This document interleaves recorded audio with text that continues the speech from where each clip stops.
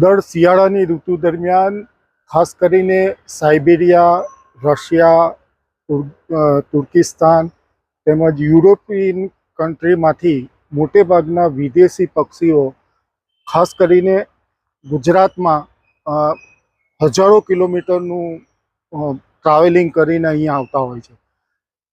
અંકલેશ્વર જીઆઈડીસીનું જે તળાવ છે, ત્યાર પછી તમે જુઓ કે ગોલ્ડન બ્રિજનો નર્મદા નદીનો કાંઠો છે, ત્યાં વહેલી સવારે ખૂબ જ મોટી સંખ્યામાં વિદેશી પક્ષીઓ જેવા કે યાયાવર છે, સિંગલ છે, રોજી સ્ટાર્લિંગ છે જેવી જાતિના પક્ષીઓ અને એટલા સુંદર પક્ષીઓનું આગમન થાય છે. અને તેઓ ખાસ કરીને આ શિયાળાની ઋતુ દરમિયાન ઓછા ઠંડા પ્રદેશોની અંદર ટ્રાવેલિંગ કરતા હોય છે. અને આપણું ભરૂચ જિલ્લાનું જે માહોલ છે એ જોતા એવું આપણે પક્ષી વિશેષજ્ઞો પણ કહી રહ્યા છે કે અહીંનું જે વાતાવરણ છે તે આ યુરોપિયન પક્ષીઓને ખૂબ જ માફક આવે છે.